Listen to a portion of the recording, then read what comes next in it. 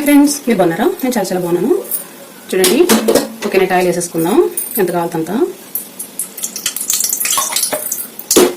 బాగా హీట్ అయింది. ఆవాలండి, జీలకర్ర, కరివేపాకు,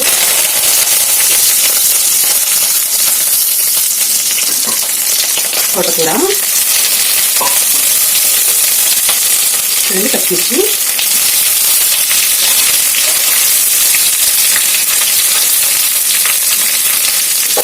ఇవన్నీ కూడా బాగా వేసేసుకున్నాం.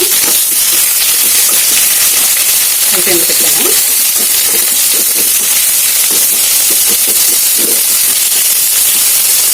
పచ్చిమిర్చి ఇలా తీరేసుకోండి, రెండు తీసేసుకుందాం.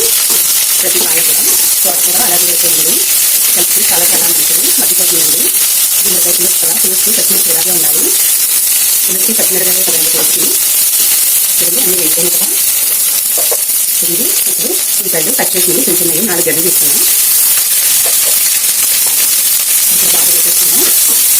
పచ్చిమిరకాయ పెట్టుకోండి.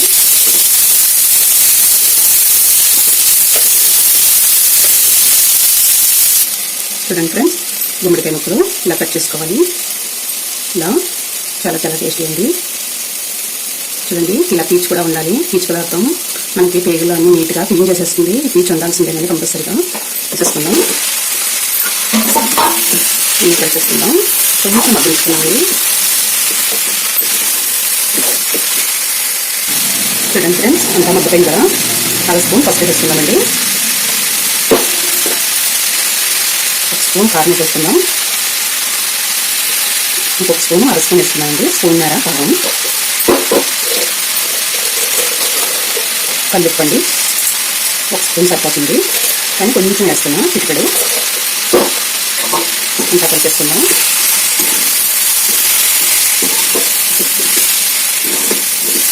చూడండి ఫ్రెండ్స్, కొంచెం మగ్గిపోయింది కదా.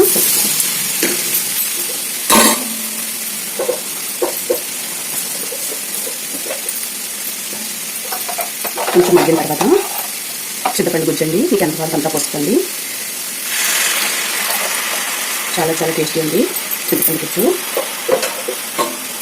అంతా కూడా ఇలా పెట్టేసుకోండి.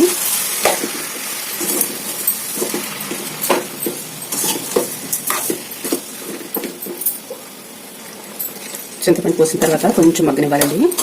కొంచెం ఫ్రిడ్జ్లో స్టోర్ చేసుకుంటాం కదా చింతపండు గుజ్జు. కొంచెం వాటర్ కలుపుకొని పోసుకోవాలండి. పలసగా ఉండాలి చింతపండు గుజ్జు. బెల్లం అండి, చితక్కొట్టిన బెల్లం. చూడండి, కంపల్సరీ బెల్లం వేసుకోవాలండి. గుమ్మడికాయ పులుసు అంటేనే బెల్లం. చాలా చాలా టేస్టీగా ఉంటుంది. చూడండి, మనకి ఎంత కావాలో అంత. ఇది కూడా ఇలా కలిపేసుకుందాం నీట్గా.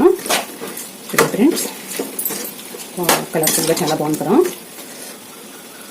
గుమ్మడికాయ అంటే ఎవరికి ఇష్టం ఉండదు చెప్పండి. కొంతమంది వాతవా అంటారు, కానీ మనం ఇందులో చింతపండు గుజ్జు బెల్లం వేసాం కదండి, ఐరన్ ఎక్కువగా ఉంటుంది. అందుకని కంపల్సరీ గుమ్మడికాయ తినొచ్చండి. తగినంత వాటర్ పోసేసుకుందాం. చూడండి, నేను ఒక 1/2 లీటర్ పోసాను. పులుసు కదా, చాలా టేస్టీగా ఉంటుందండి. మీకు ఏ ఆకుకూరలు ఉన్నా కూడా వేసుకోవచ్చండి. చాలా చాలా టేస్టీ, ఆరోగ్యానికి కూడా మంచిది. హైఫ్లేమ్లో పెట్టేసుకుందాం. చూడండి ఫ్రెండ్స్,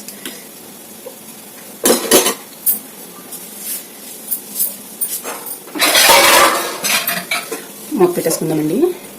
ఒక 5 నిమిషాల తర్వాత మూత పెట్టేసుకుందామండి. ఒక 10 నిమిషాలు ఉడకనిచ్చేద్దాం. బాగా హెల్త్కి చాలా చాలా మంచిదండి గుమ్మడికాయ. మిస్ అవ్వద్దు, తప్పనిసరిగా వండుకోండి. ఇలా వండుకోండి, నేను చూపించిన విధంగా. హెల్త్కి చాలా మంచిది. ఉడికాక చూసేద్దాం. ఉడికింది లేని చూసేద్దాం ఫ్రెండ్స్. స్టవ్ ఆఫ్ చేసేద్దాం. ఉడికిపోయిందండి. కడిగిన కొత్తిమీర నీట్గా కడిగేసుకోండి. ఇసుకది ఉంటుంది కదా, పులుసులో కొత్తిమీర ఉంటేనే టేస్టీ. సూపర్గా ఉంటుంది. చాలా చాలా టేస్టీ అండి గుమ్మడికాయ పులుసు. చూడండి ఎంత బాగా ఉడికిపోయిందో. పచ్చిమిర్చి చాలా టేస్టీగా ఉంటాయండి ఇందులో. తీసుకుని తినేయచ్చు మనం. సూపర్గా ఉంటాయి. చూస్తుంటేనే నోరు ఊరిపోతుంది. నాకంటే చాలా చాలా నచ్చేసింది. మీరు కూడా తప్పనిసరిగా ట్రై చేయండి. చాలా టేస్టీగా ఉంటుందండి. రైస్లో పులుసు ఇలాగా కొంచెం లైట్గా పలసగా కట్టుకోండి. చల్లారేటప్పటికి చిక్కడిపోతుంది. నా వీడియో నచ్చితే కనుక లైక్ చేయండి, షేర్ చేయండి, కామెంట్ పెట్టండి. తక్కువ రేటు ఉంటే కనుక మీరు ఒకటి కూడా కామెంట్ పెట్టరు, కానీ నేను ఏదో నా తృప్తికి చెప్తా ఉంటాను. సరే అండి, బాయ్ బాయ్.